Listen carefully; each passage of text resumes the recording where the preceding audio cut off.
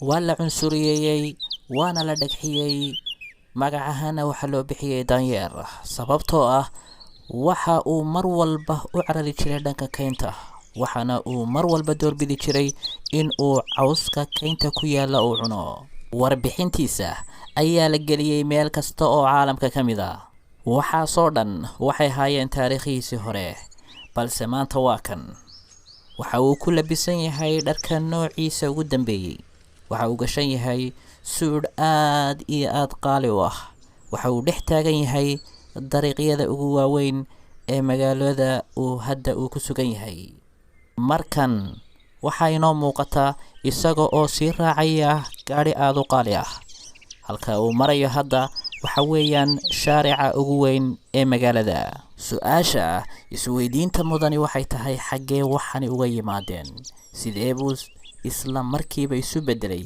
sidee ninkii kaynta ku noolaa ee cawska cunayay maanta uu noqday nin sidan u xaragoonaya arrimahaas oo dhan waxaan doonayaa in aan kaaga warramo anigoo kaa codsanaya inaad taabatid subscribe-ta adiga oo soo raacaya page-kan aanu ku leenahay mareegta Facebook si aan si fiican wax uga ogaano waxaan isku dayaynaa inaan soo bandhigno taariikhihii madooba ah uu soo maray 21 jirkan reer Rwanda ee Zebana Ali iyo sida uu ku noqday ninkan idin hortaagan ee ku labisan dharka aadka u qaaliga sanadkii 1990kii ayaa hooyadii iyo aabihii ay isguursadeen sanadkaasi wixii ka dambeeyay caruurta ay dhalaan waa ay dhimanayeen kow maaha oo laba maaha oo saddex maaha waa caruur gaadhaysa ilaa 5 maalinkii dambe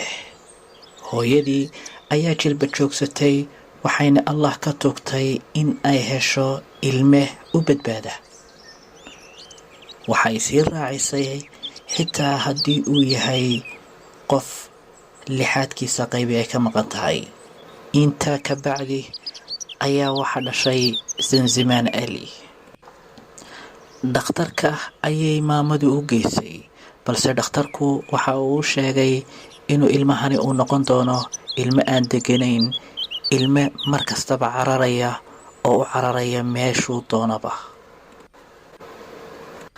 xaafadda uu ka soo jeedo wiilkani waa xaafad aad iyo aad u sabool ah waa xaafad faqiir ah waa xaafad aan haysan waxa ay bari ay cuni lahaayeen wiilal reer Rwanda ah ayaa maqlay warbixinta reerkan waxay maqleen faqriga iyo waxyaabaha ku xayndaaban waxay bilaabeen campaign ay lacag ugu ururinayaan oo ay ka bilaabeen waddanka Rwanda lacagihii iyo hantidii ay soo ururiyeen ayay waxay bilaabeen markaasi in ay reerka u qaybiyaan oo reerkii ay soo gaarsiiyaan waxa ay keeneen wax kasta oo reerku ay u baahnaayeen waxa ay keeneen wax kasta oo markaasi wiilka yari iyo reerka ay u baahnaayeen oo dhan waxyaabaha ishu qabanayso ayaa ah in reerku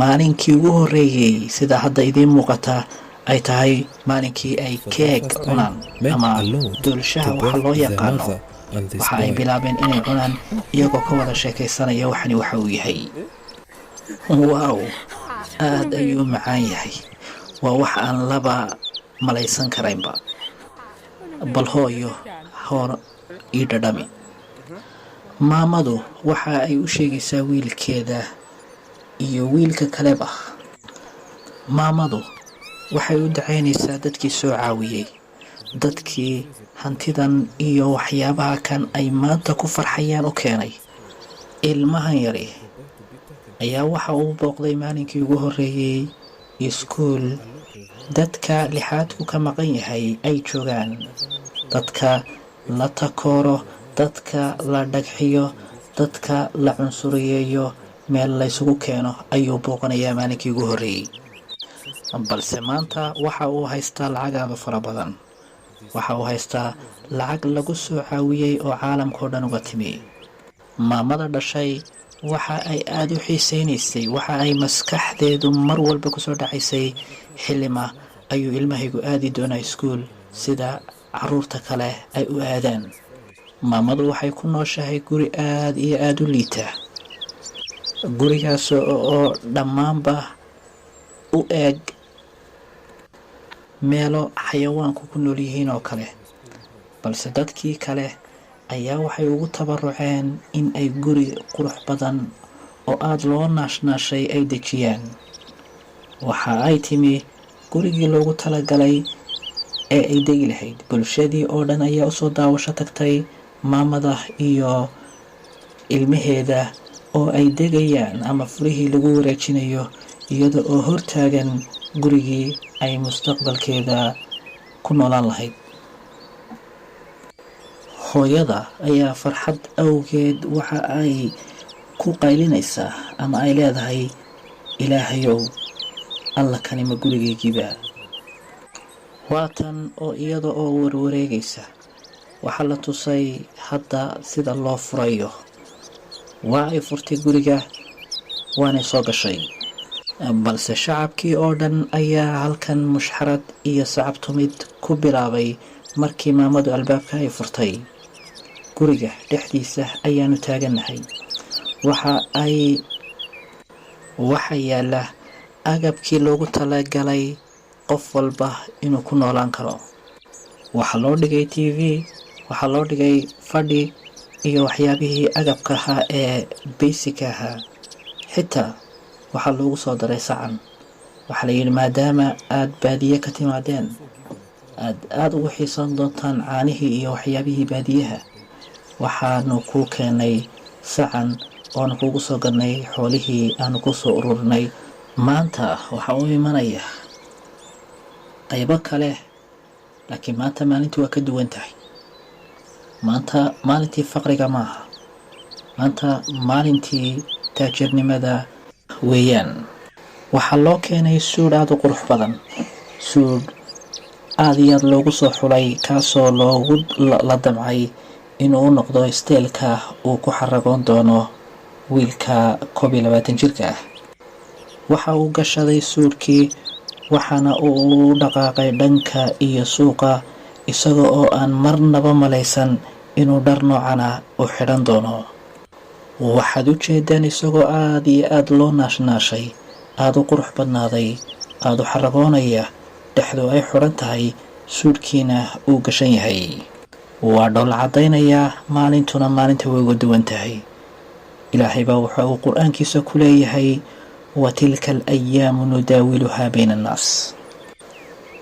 maanta waxaa la doonayaa in uu zanzimaan uu iskuulkiisii ugu horreeyay uu xaadiro. waxaa lagu qaadayaa isaga iyo maamadiiba gaadhi aada u qurux badan. mar walba waxa ay maskaxda ku hayn jirtay, talow ilmahaygu iskuul ma baran doonaa, talow ilmahaygu iskuul ma aadi doonaa sida ay caruurta kaleba ay iskuula u aadaan. waxaad aragtaan isagoo shaarica maraya, isagoo oo la maraya shindadiisii uu iskuulka ku aadi jiray ama uu ku aadi lahaa. iskuulku waa boarding, waa iskuul xerays ah. waxaa dhammaanba isugu soo baxay shawaaricda ama shaarican dad aada u fara badan oo hore u yaqaanay, isagoo oo markaasi ahaa kaymaha dadka ku nool, maanta se ah nin aada u xaragoonaya, dhexduna ay u xidhan tahay. mar walba uu ka soo baxo iskuulka iyo mar walba uu aadayo, wuxuu la kulmayaa dad aada u fara badan, shacbiyad aada u fara badan ayuu helayaa. waxaa mararka qaarkood dhacaysa in sawiro iyo fiidiyoyo laga qaato, isagoo laga dalbanayo in uu istaago oo ay sawir ama fiideo ka qaadaan. mararka qaarkood waxaa imanaya dad dabadaha uga yimi isaga si ay sawiro ula geli lahaayeen. mararka qaarkoodna dadka lookalka ah ee lacagaha leh ayaaba sawiro la gelaya. dadkan aadka u xoonsan ee gaadhiga ku xoomay waxa ay doonayaan dhammaantood sidii ay sawiro ula geli lahaayeen, balse waa loo diidan yahay. waxaa la leeyahay naga suga, mar kale inooga dhiga. waa ay diidan yihiin dadku. waxa ay doonayaan sidii ay ula kulmi lahaayeen, sidii ay gacanta ugu dhigi lahaayeen, sidii ay u taaban lahaayeen. dhammaantood waxa ay aad iyo aad u doorbidayaan wiilkaasi sidii ay mar qura u gaari lahaayeen. meesha laga soo kaxeeyey, magaalada laga soo kaxeeyey iyo meeshuu imanayo oo iskuulka uu ka dhiganayo waa meel aad iyo aad u kala fog. masaafo aad u sareysa ama masaafo aad u dheer ayaa loo soo jarayaa iskuulka. sidaas daraaddeed waxay go-aansadeen inay hoteel halkan ku yaala ay caawa ama maanta ay sii seexdaan, kabacdina ay safarkoodii halkaas hore ugu sii dhaqaaqaan. maalinkii maalinkaa xigay waxa uu gashanayaa dhar noociisoo kale aan hore loo arag. maanta maamada ayaa dharka u xidhaysa, waxayna ka dhigaysaa wiilka ama Zanzibana nin isagu markaasi dhar aada u qurux badan gashan. Zanzibana oo aada hore u taqaaneen maanta waa ka laafiyoonaya, waa ka aadka u xaragoonaya, waa ka fikirkiisa iyo maankiisa iyo maskaxdiisu ay ka duwan tahay kii uu shalay ahaa. shalay waxa uu ahaa nin ka carara ama ka fogaada shacabka, balse maanta waa nin suuqa u kalahaya oo aadaya suuqa kana soo laabanaya. waxaa la damcay markan in timaha laga jaro, balse waa la awoodi kari waayey sababo la xidhiidha dadka shacabka ah oo doonaya mar walba inay fiidiyoyo iyo sawirro ay ka qaadaan. mar walba waxaa weeraraya sawirro iyo fiidiyoyo. waxaa mar walba shacabku ay sameynayaan in ay u imanayaan islamarkaana ay ka qaadanayaan sawirro. hadda waxaa la go-aansaday markan in loo sameeyo askar kuwaasoo ka waardiyaya shacabka, maadaama ay aada iyo aada u dhibaateynayaan oo ay jecel yihiin mar walba in ay sawirro la galaan.